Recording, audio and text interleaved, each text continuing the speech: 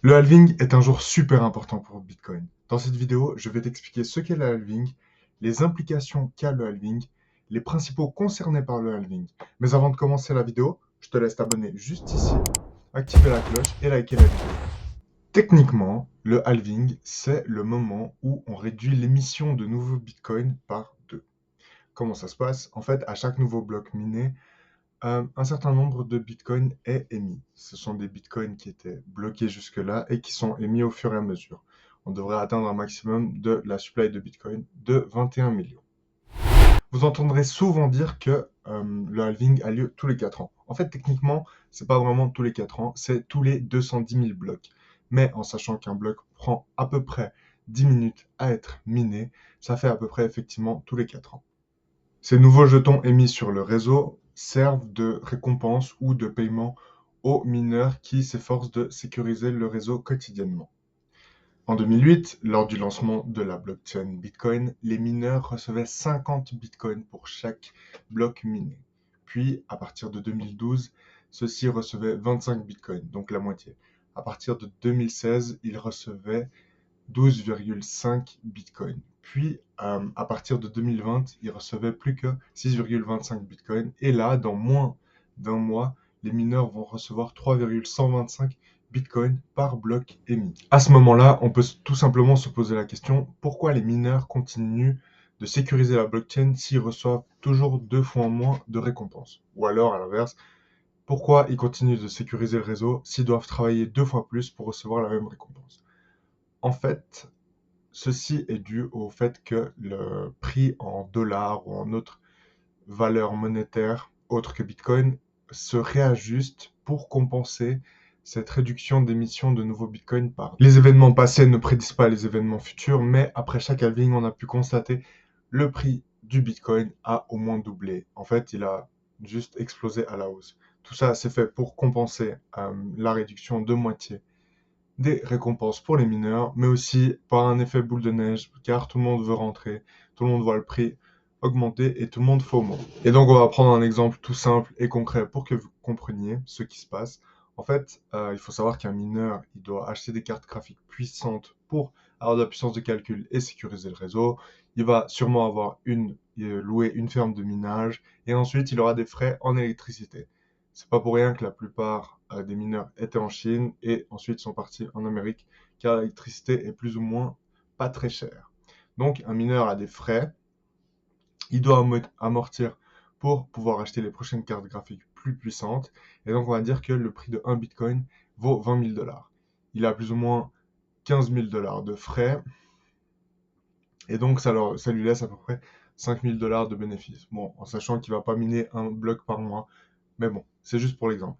Puis vient le halving. Il passe de 1 bitcoin reçu à 0,5 bitcoin.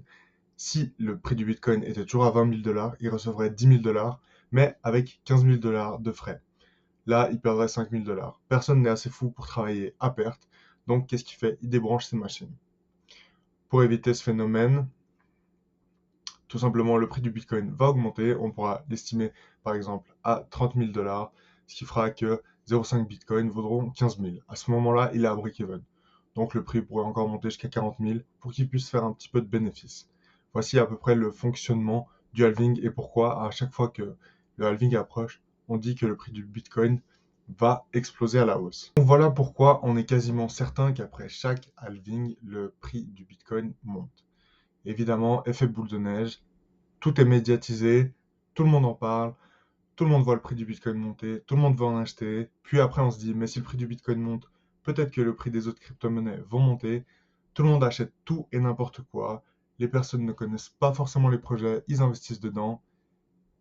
Tout ne peut pas durer. Et évidemment, après, on retourne en bear market. Les gens ont suracheté, sont en perte et ne reviendront jamais dans la crypto. Si tu souhaites que j'approfondisse le sujet du halving, car il y a beaucoup de choses à dire, surtout sur les mineurs de Bitcoin, avec la puissance de calcul, le hash rate, comment ça fonctionne, comment ils minent un bloc, n'hésite pas à me le dire dans les commentaires et j'approfondirai le sujet. Tu verras, c'est super intéressant.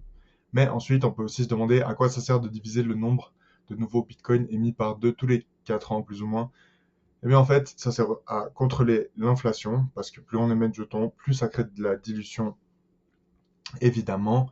Et ça sert aussi à préparer les mineurs à ne recevoir plus que des frais de transaction. En effet, on estime que vers 2140, il n'y aura plus de nouveaux bitcoins à émettre. Donc à ce moment-là, pour continuer de sécuriser la blockchain, les mineurs vont recevoir que des frais de transaction. Il faut savoir. Et alors, on peut se demander pourquoi ce halving sera différent. En fait, on va plutôt partir du principe que tous les halvings sont différents, car à chaque halving, il y a de nouveaux entrants dans l'écosystème.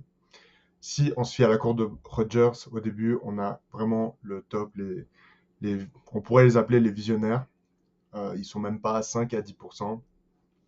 Puis on a les early adopters. C'était plutôt 2012-2016. Ensuite, 2020, on a eu une grande majorité, mais toujours early. Et là, on a l'arrivée des institutions. Les institutions, c'est quand même une grande, grande source de liquidité dans un écosystème qui n'est pas très liquide, il faut l'avouer. Et donc, à ce moment-là, ce qui peut changer, c'est qu'on aura un afflux massif de liquidité qui entre dans les crypto-monnaies. Pour l'instant, ça se limite à Bitcoin, mais à l'avenir, on pourrait voir plein d'autres crypto-monnaies acceptées comme étant des ETF, surtout par exemple Ethereum. Alors oui, ça peut changer, oui, ça peut aller plus haut, mais on ne peut pas faire des fois 10 à chaque halving.